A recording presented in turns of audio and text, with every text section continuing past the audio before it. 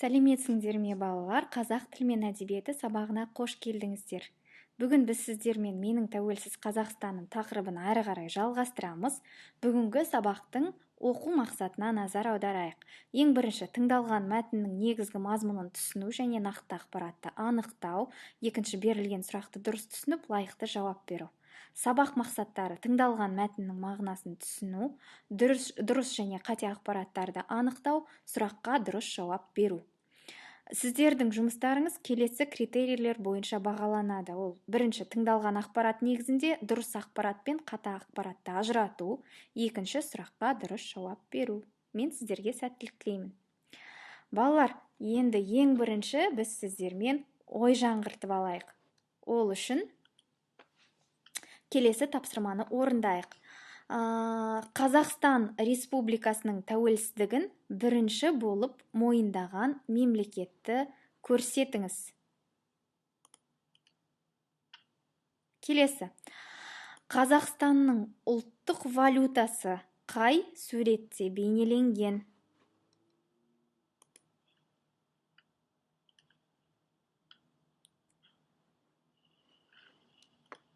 Келесі: Қазақстан тәуелсіздігін мойындаған елдерді ретімен көрсет.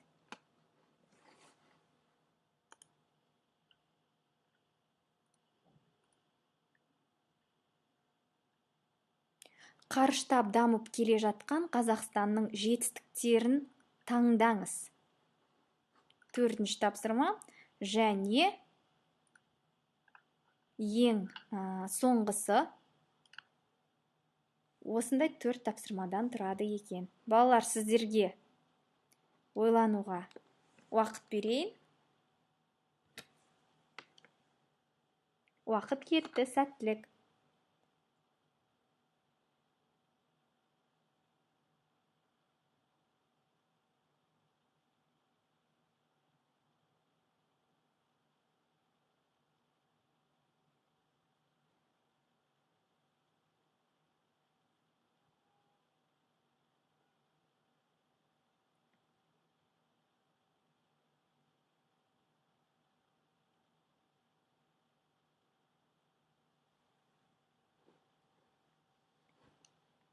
Сонымен балалар, дұрыс жауапқа назар аударайық. Сонымен Қазақстан Республикасының тәуелсіздігін бірінші болып мойындаған мемлекет ол Америка Құрама Штаттары. Қазақстанның ұлттық валютасы теңге үшінші суретте бейнеленген. Қазақстанның тәуелсіздігін мойындаған елдер ең бірінші Америка Құрама Штаттары, Қытай және Ұлыбритания. Қарыштап дамып келе жатқан Қазақстанның жетістіктері: ұлттық теңгеміз, ұлттық валютамыз теңге айналымға енді. 1997 жылы елорда Алматы қаласынан Астана қаласына көшірілді және 2017 жылы еліміздің мәртебесін асырған Экспо 2017 халықаралық көрмесі өтті. Жарайсыздар балалар, сіздер өткен сабақты еске түсірді деп ойлаймын. Олай болса, бүгінгі сабаққа оралайық. Ол үшін келесі бейнероликті мұқият тамашалаңыздар.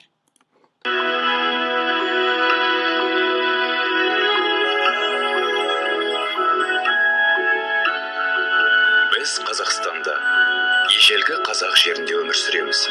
Қазақстан Еуразия кеңістігінің қақ ортасында орналасқан.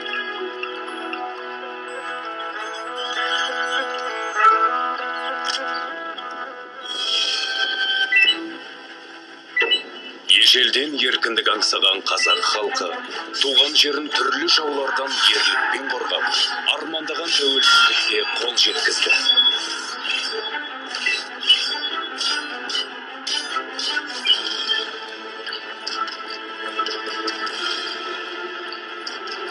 Қонақжай қазақ жері бұл күнде 140-қа жуық ұлттар мен ұлыстардың 17 конфессияның басын қосып отыр.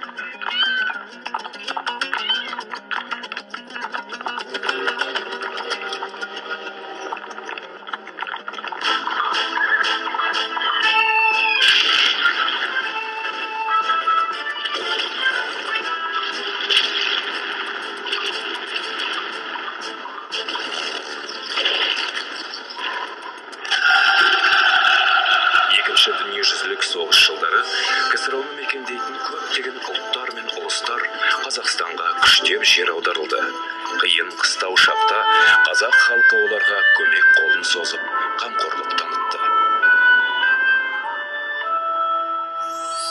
1991 жылы өз тәуелсіздігін жариялап, дербестікке ие болған Қазақстан еліміздің тұңғыш президенті, ұлт көшбасшысы Нұрсұлтан Әбішұлы Назарбаевтың басшылығымен өркендеу жолына түсіп, әлемдік қауымдастық көшіне жылдам ілесті.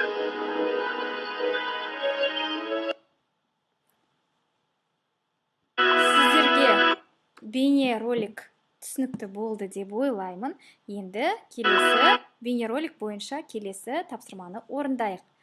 Тапсырма мынадай. Ақпараттың дұрыс қателігін анықтаңыз. Тапсырманың дескрипторы дұрыс ақпаратты анықтайды және қате ақпаратты анықтайды. Сіздерге сәттілік тілеймін. Уақыт кетті.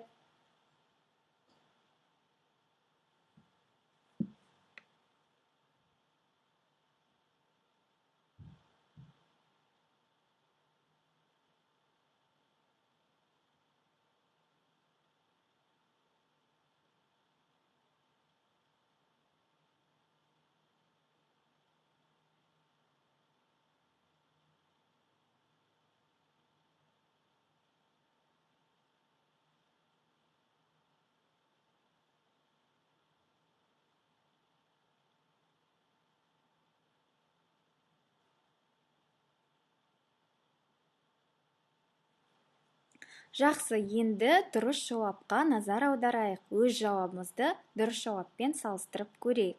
Сонымен, бірінші ақпарат. Қазақстан Евразия кеңістігінің қақ ортасында орналасқан. Бұл ақпарат дұрыс. Қазақстан өз тәуелсіздігін 1992 жылы жариялады. Жоқ, бұл ақпарат қате. Үшінші, қонақжай қазақ халқы 140-қа жуық ұлттар мен ұлыстардың 17 конфессияның басын қосып отыр. Бұл ақпарат дұрыс. Және соңғы ақпарат Қазақстан Республикасының тұңғыш президенті Нұрсұлтан Әбішұлы Назарбаев. Бұл ақпарат та дұрыс. Жарайсыздар, балалар. Енді үшінші тапсырма. Дұрыс сөйлем құрастыр. Дескрипторы сөздердің орын ретін сақтайды, дұрыс сөйлем құрастырады. Сіздерге сәттілік тілеймін.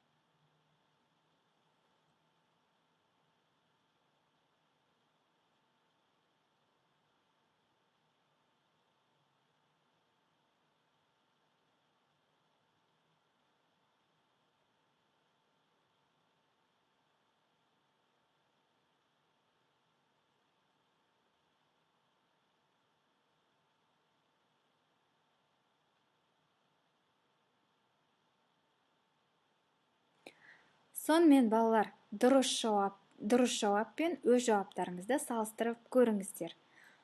Бірінші сөйлем 16 желтоқсан тәуелсіздік күні. Келесі, біз бұл мерекеде демаламыз. Қазақстан жер көлемі жөнінен 9-шы орын алады. Қазақстан қарыштап дамып келе жатыр. Жарайсыздар. Енді келесі 4-ші тапсырмаға назар аударайық. Берілген сұрақтардың дұрыс жауабын табыңыз. Тапсырманың дескрипторы ең бірінші сұрақты дұрыс түсінеді, екінші сұрақтың дұрыс жауабын табады. Сіздерге берілген сұрақтар мынадай. Бірінші, Қазақстан қайда орналасқан? Екінші, Қазақстан тәуелсіздігін қашан алды? Үшінші, қонақжай қазақ халқы қанша ұлттар мен ұлыстардың басын қосып отыр? Төртінші, Қазақстан Республикасының тұңғыш президенті кім? Уақыт кетті, сіздерге сәттілік тілеймін.